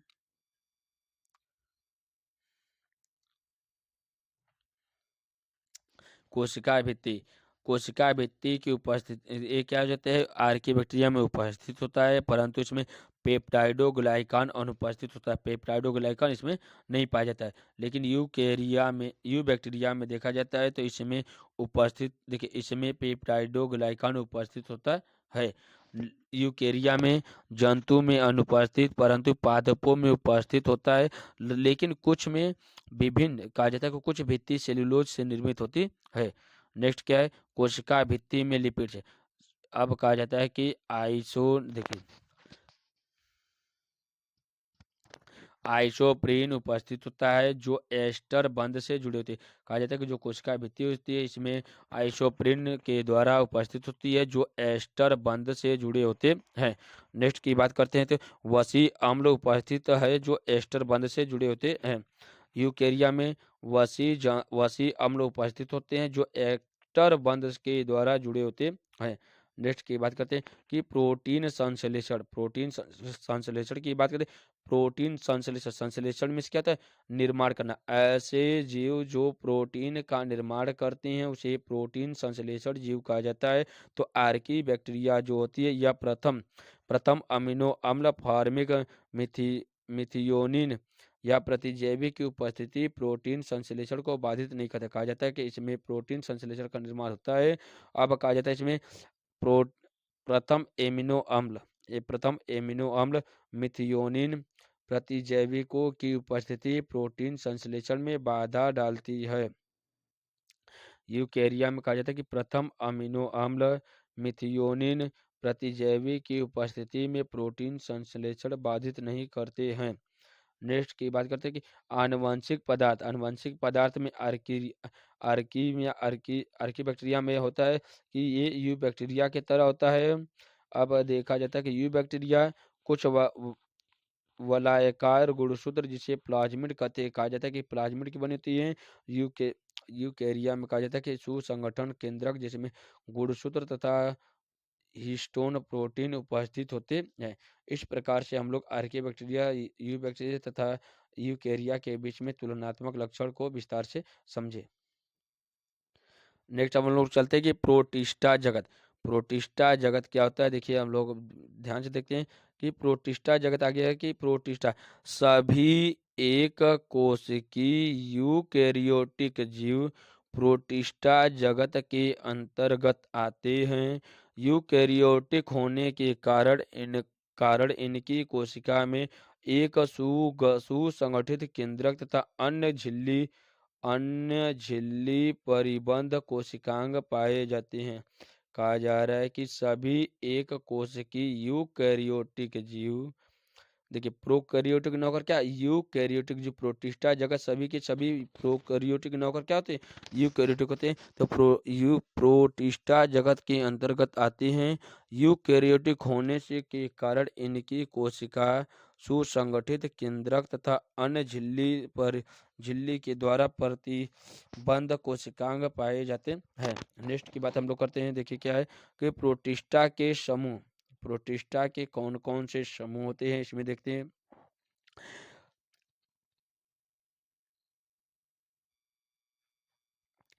क्राइसोफाइट, डाइनोफ्लेजिलेट, यूग्लिमाइड या यूग्लिनॉइड्स, अवपंग कवक या प्रोटोजोआ होता है। अब हम लोग एक एक करके विस्तार से समझते हैं कि क्राइसोफाइट्स, इसे बेसिलेरियोफाइट्स भी कहते हैं। इस समूह के अंतर्गत डाइएटम्स एवं सुनहरे शैवाल डेस्मिड आते हैं। इन्हें समुद्र के मोती या अनुभक्षण भी कहते हैं।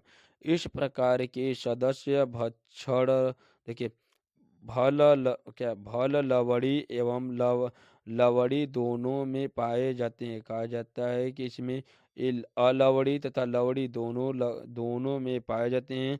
ये समुद्र के मुख्य उत्पादक होते हैं। कहा जा रहा है कि जो क्राइसोफाइट्स होते हैं क्राइसोफाइट्स को ध्यान से हम लोग समझते हैं। देखिए क्राइसोफाइट में देखते हैं कि ए बेसिलरियोफाइट भी, इसे बेसिलरियोडोफाइट्स भी कहा जाता है। इस समूह के अंतर्गत डायटम्स एवं सुनहरे शैवाल डेस्मिड आते हैं। कहा जाता है कि क्राइसोफाइट्स के अंतर्गत डायटम्स तथा सुनहरे शैवाल डेस्मिन आते हैं। इन्हें समुद्र के मोती या आभूषण भी कहते हैं। इन्हें समुद्र के मोती या आभूषण भी कहते हैं। इस समूह के सदस्य अलवड़ी एवं लवड़ी दोनों प्रकार में पाए जाते हैं। कहा जाता है कि लवड़ी तथा अलवड़ी शुद्ध तथा अशुद्ध दोनों जल में पाए जाते हैं। ये समुद्र के मुख्य उत्पादक होते हैं। अब नेक्स्ट आगे की बात करते हैं, डाइनोफ्लेजिलेट्स की बात करते हैं। डाइनोफ्लेजिलेट्स क्या होते हैं? इस समूह के सदस्यों में दो कशाभिकाएं पाई जाती है। कहा जाता है कि कशाभिकाएं क्या होती है? कशाभिकाओं के द्वारा समुद्री जीव एक स्थान से दूसरे स्थान तक गमन कर सकते हैं।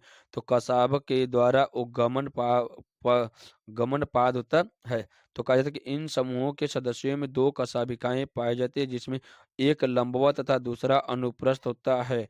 अनुप्रस्थ छोटा होता है रूप में होती है। अब कहा जाता है कि बीच में कुछ न कुछ क्या जाता है, खांच की उपस्थिति होती है। कहा जाता है कि सिंपल सा डाइनोप्लेजिलेट्स एक समुद्री सदस्य होते हैं, जिसमें कशेरुकियां पाई जाती है। एक छोटा होता है, एक बड़ा होता है। नेक्स्ट बात करते हैं यूग्लिनॉइड्स। यूग्लिनॉइड्स के इनमें अधिकांश सदस्य स्वच्छ जल में पाए जाते हैं। इन जीवों में कोशिका भित्ति की जगह एक प्रोटीन युक्त पदार्थ की परत पेलिकल होती है, जो इन जीवों के सदस्यों को लचीला बनाती है। नेक्स्ट आगे की बात करते हैं। तो देखिए ये यूग्लिना का चित्र है। अब देखिए आगे की हम बात करते हैं अवपंग कवक। अवपंग कवक क्या होता है, यहाँ से हम लोग समझते हैं विस्तार से। देखिए अपंग कवक, ये सजीव अपनी कायिक प्रावस्था के समय श्रेणीय समूह के रूप में उपस्थित होते हैं, अतः इन्हें अपंग कहते हैं। कहा जा रहा है कि सजीव अपनी कायिक प्रावस्था के अंतर्गत श्रेणी समूह के रूप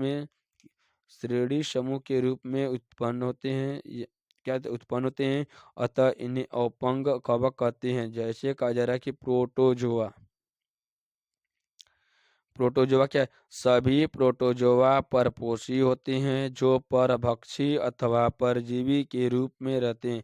कहा जाता है कि सभी प्रोटोजोआ परपोषी होते हैं, जो परभक्षी अथवा परजीवी के रूप में रहते हैं। ये प्राणियों के पुरातन संबंधित है, अतः इन्हें चार समूहों में बांटा कहा जाता है कि जो प्रोटोजोआ होता है सभी ये परपोषी होते हैं। परपोषी क्या होता है, विषमपोषी क्या होता है? अगर इसके ऊपर वीडियो नहीं देखें तो आपकी प्लेलिस्ट में वीडियो अपलोड किया गया, आप लोग जाकर एक एक कर वहाँ पे अपलोड किए गए वीडियो को आप लोग देख लीजिए। जो परभक्षी अथवा परजीवी के रूप में रहते। परभक्षी क्या होता है, परजीवी क्या होता है, इसके ऊपर भी वीडियो अपलोड किए गए हैं। ये प्राणियों के पुरातन संबंधित होते हैं। कहा जाता है कि ऐसे जीव होते हैं जो पुरानी या कहा जाता है कि प्राणियों के ऐसे जीव जो बहुत ही पुराने होते हैं या पुरातन संबंधित होते हैं। इन्हें चार समूह में बांटा गया है। अभिबाइंड या अमवीय प्रोटोजोआ। कहा जाता है कि अमवीय प्रोटोजोआ के अंतर्गत प्रोटोजोआ को बांटा गया है। देखिए अब कौन कौन से होते हैं, इसको हम लोग ध्यान से देखते हैं। ये जीवधारी स्वच्छ जल, समुद्री जल तथा नम मृदा में पाए जाते हैं। कहा जाता है कि किस में पाए जाते हैं? नम मृदा में पाए जाते हैं। कहा जाता है कि ये जीवधारी स्वच्छ जल, समुद्री जल एवं नम मृदा में पाए जाते हैं। ये अपने ये अपने कुटपादों की सहायता से अपना शिकार को पकड़ते हैं। कहा जाता है कि अमीबॉयड ऐसे जीव होते हैं जो प्रोटिस्टा के अंतर्गत आते हैं। ये जीवधारी स्वच्छ जल, समुद्री जल तथा नम मृदा में पाए जाते हैं। ये अपने कुटपादों की सहायता से अपने शिकार को पकड़ लेते हैं। कुटपाद मतलब क्या? जिस प्रकार से किसी अमीबा में क्या होता है, कुटपाद होते हैं, उसी प्रकार से आपका अमीबॉयड में भी क्या होते हैं, कुटपाद होते हैं। नेक्स्ट क्या है? फ्लेजिलेट्स। फ्लेजिलेट्स के द्वारा कहा जाता है कि इस समूह के सदस्य स्वच्छ एवं परजीवी होते हैं। कहते स्वच्छ एवं परजीवी होते हैं। इनके शरीर पर कसाब पाया जाता है, इनके शरीर पर कसाब पाया जाता है, परंतु परजीवी कसाबी कसाबी प्रोटोजोआ बीमारी के कारण होती है। इसे सिलिका का कवच भी कहते हैं। नेक्स्ट पॉइंट क्या, सिलिपिटेड कहता था, सिलिपिटेड्स होता है या पछमाभी प्रोटोजोआ होता है। ये सदस्य जलीय होते हैं, ये सदस्य जलीय होते हैं। अत्यंत सक्रिय गति करने वाली जीवधारी हैं, क्योंकि इसके शरीर पर हजारों की संख्या में पछमाभ होते हैं। कहा जाता है इसकी शरीर पर हजारों की संख्या में पछमाभ होते हैं। कहा जा रहा है कि इसे कोशिका सतह पर बाहर की तरफ खुलती है। कहा जाता है कि इसकी संरचनाओं को देखा जाता है तो ये प्रोटोजोआ के अंतर्गत आती है। ये क्या सिलिपेटेड्स होती है। अगला क्या है, स्पोरोजोआ। स्पोरोजोआ क्या होता है, देखिए यहाँ पर हम लोग विस्तार से समझते हैं। इस समूह में विविध जीवधारी होते हैं जिनके जीवन चक्र में संक्रमण करने योग्य जीव विषाणु जैसे जैसी अवस्था पाई जाती है। इनमें गमनांक का अभाव होता है, इनमें सिलिका कवच का अभाव भी होता है। कहा जाता है कि इसमें सिलिका कवच का भी अभाव होता है। इसमें संक्रमण करने योग्य विषाणु जैसी अवस्था पाई जाती है, किसमें, स्पोरोजोआ के अंतर्गत। नेक्स्ट क्या है हमारा, कवक है। कवक क्या होता है, यहाँ से हम लोग विस्तार से समझते हैं। देखिए कवक देखिए इस जगत में ऐसे जीव आते हैं जिन्हें काइटिन की कोशिका भित्ति पाई जाती है। कहा जाता है कि जो कवक होता है उसकी कोशिका भित्ति काइटिन की बनी होती है। कुछ की अब देखा जाता है जो जंतु होते हैं, जंतुओं में कोशिका भित्ति नहीं पाई जाती है। प्रोटोजोआ होते हैं, मोनेरा होता है, प्लस किसमें, प्रोटिस्टा होता है, उन सब में कोशिका भित्ति पाई जाती है, लेकिन कवक में पाई जाती है, लेकिन जंतु में पाई जाती है, लेकिन पादप में नहीं, पादप में पाई जाती है लेकिन जंतु में नहीं पाई जाती है। कहा जा रहा है कि काइटिन की बनी होती है। अब कहा जा रहा है कि कवक की आकारिकी एवं आवासों में भिन्नता पाई जाती है। विज्ञान की वह शाखा जिसमें कवकों का अध्ययन किया जाता है इसे माइकोलॉजी कहा जाता है। कवकों के अध्ययन को क्या कहा जाता है, माइकोलॉजी कहा जाता है। तो अगला क्या है कि सदाशिवन भारत के प्रसिद्ध कवक वैज्ञानिक है। कहा जाता है कि सदाशिवन भारत के प्रसिद्ध कवक वैज्ञानिक हैं। नेक्स्ट क्या है कि P.A. माइकेली को माइकोलॉजी के पितामह माना जाता है। P.A. माइकेली को माइकोलॉजी के पितामह कहा जाता है। नेक्स्ट पॉइंट है कि बॉस वार्ड वाहिनी ने फंजाई नाम दिया, जो भारत में माइकोलॉजी के पितामह E.J. बदलकर हैं। कौन, E.J. बदलकर जी हैं। अगर आप लोग देखिए इसको कौन कौन से मुख्य पॉइंट है, इस यहाँ से हम लोग ध्यान से देखते हैं कि ये जितने भी पॉइंट है ये सभी के सभी आपके एग्जाम के लिए मोस्ट इम्पॉर्टेंट है। इसलिए इस पॉइंट को आप लोग स्क्रीनशॉट मारकर अपने हैंड नोट्स वाली कॉपी पर लिख लीजिए, क्योंकि इससे आपके आने वाले कॉम्पिटिटिव एग्जामों में इससे क्वेश्चन बनते हैं। कि कहा जाता है कि सदा कौन कौन से मुख्य रूप से तीनों पॉइंट आपके लिए मोस्ट इम्पॉर्टेंट होते हैं। नेक्स्ट हम लोग नोट से देखते हैं। नोट्स में क्या है देखिए, भोजन को विषाणु तथा कवकों से खराब होने से बचाने के लिए रेफ्रिजरेटर में रखा जाता है। रेफ्रिजरेटर में भिन्न ताप पर विषाणु तथा कवक में उपस्थित एंजाइम जंतुओं की भांति ग्लाइकोजन होता है। भोजन के स्रोत के आधार पर कवक, देखिए कहा जाता है कि भोजन के एक स्रोत के आधार पर कवक दो प्रकार के होते हैं। मृतोपजीवी कवक, वे कवक अपना भोजन मृत कार्बनिक पदार्थ जैसे ब्रेड, सड़े हुए फल एवं सब्जी, गोबर आदि से प्राप्त करते हैं, उसे मृतोपजीवी कवक कहते हैं। अब देखिए कहा जा रहा है कि मृतोपजीवी कवक के बाद आगे हम लोग देखते हैं कि जंतु जगत क्या है, प्लांटी जगत। प्लांटी जगत में क्या होता है कि पादप जगत वे सभी जीव आते हैं जो यूकैरियोटिक होते हैं, जिनमें क्लोरोफिल होता है, ऐसे जीव को पादप जगत कहते हैं। इनमें कुछ पादप ऐसे जैसे कीट भक्षी होते हैं तथा परजीवी,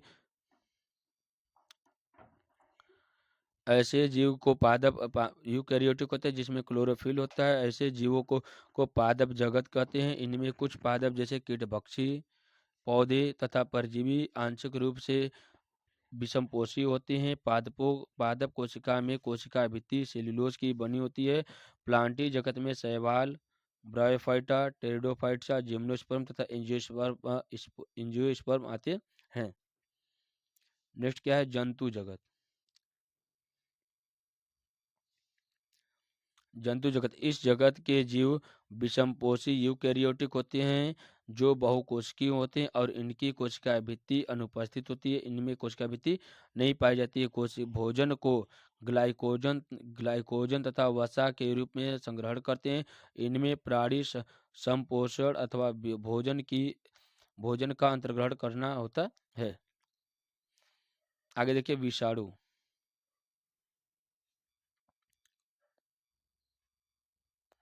विषाणु को होता है विषाणु, प्रियॉन्स तथा लाइकेन। देखिए क्या है, व्हिटेकर द्वारा सुझाए गए 5 जगतों में अकोशिकीय जीव जैसे वायरस, लाइकेन का वर्गीकरण नहीं किया गया था। उसके बाद कहा जाए कि वीरोइड्स कहते हैं, वायरस। सन 1941 ईस्वी में टी.ओ. डाइमर ने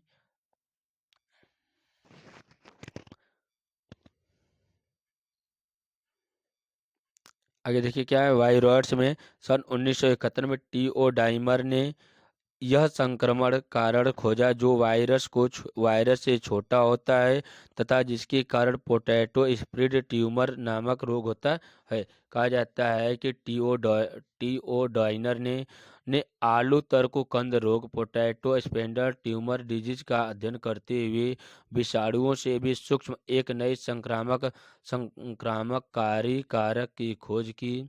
ये उपसंक्रामककारी कारक वायरस कहलाते हैं। एक कारण आरएनए के स्वतंत्र छोटे एवं वृत्ताकार एक सूत्री अणु होते हैं। कहा जा रहा है कि इसके जो वायरस होते हैं इसमें आरएनए के स्वतंत्र छोटे एवं वृत्ताकार एक सूत्री अणु होते हैं जिनमें प्रोटीन खोल अनुपस्थित होता है। एक कण आलू की कोशिकाओं में प्रचुरोद भवन द्वारा संख्या में अत्यधिक बढ़कर कंदों में रोग फैलाते हैं। ये प्रायः एक पौधे से दूसरे पौधे में स्पर्श द्वारा फैलते हैं। इन वायरसों के कारणों का चिरस्थायी संक्रमण होता है। नेक्स्ट क्या है, लाइकेन।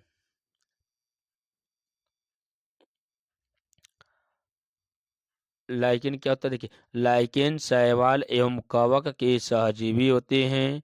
शैवाल घटक को शैवालांश तथा कवक के घटक को माइक्रोवायरस कहा जाता है। जैसे कहा जाता है कि लाइकेन कहा जाता है कि इसे देखिए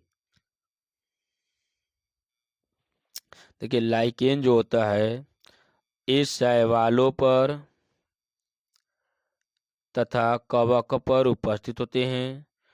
अब इन दोनों के शैवाल के द्वारा बनाए गए भोजन से अपना भोजन ग्रहण कर लेता है तथा कवक के ऊपर ये अपना आवास बनाकर ये निर्भर होता है।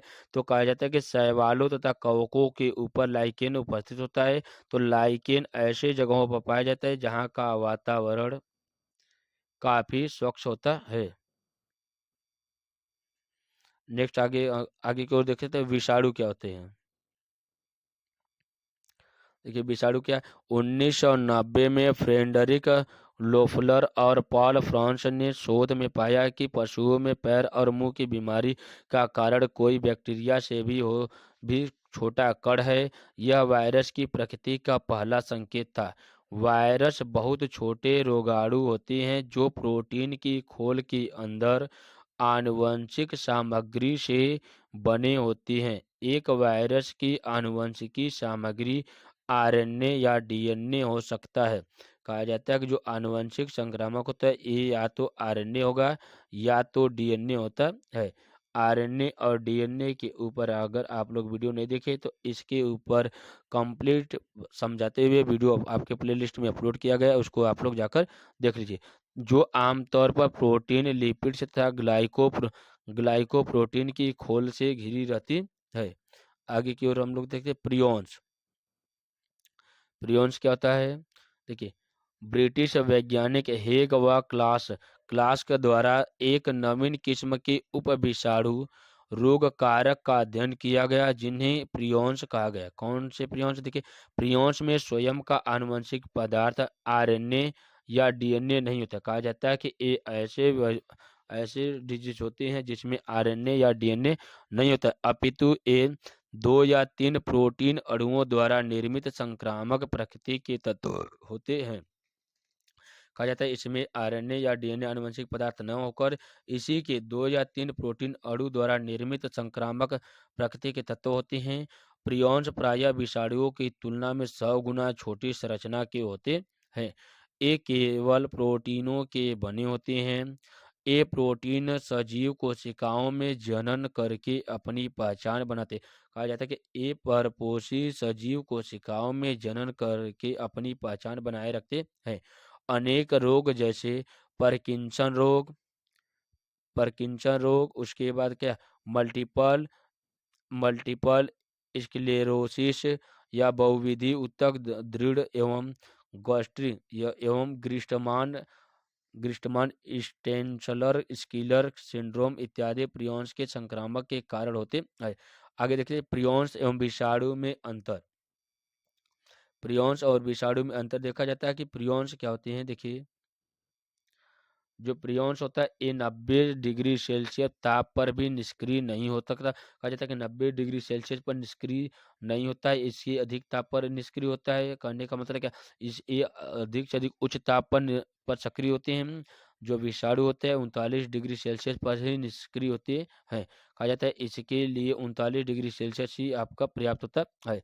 अब विकिरण प्रभाव उपचार का प्रभाव नहीं पड़ता है। कहा जाता है कि इसके ऊपर विकिरण प्रभाव उपचार का प्रभाव नहीं पड़ता, जबकि विषाणु में इनके जीनोम नष्ट हो जाते हैं। नेक्स्ट क्या, प्रोटीन विकृत करने वाले तत्व यूरिया फिनॉल के प्रति संवेदनशील नहीं होते हैं, जबकि विषाणु में ये संवेदनशील होते हैं।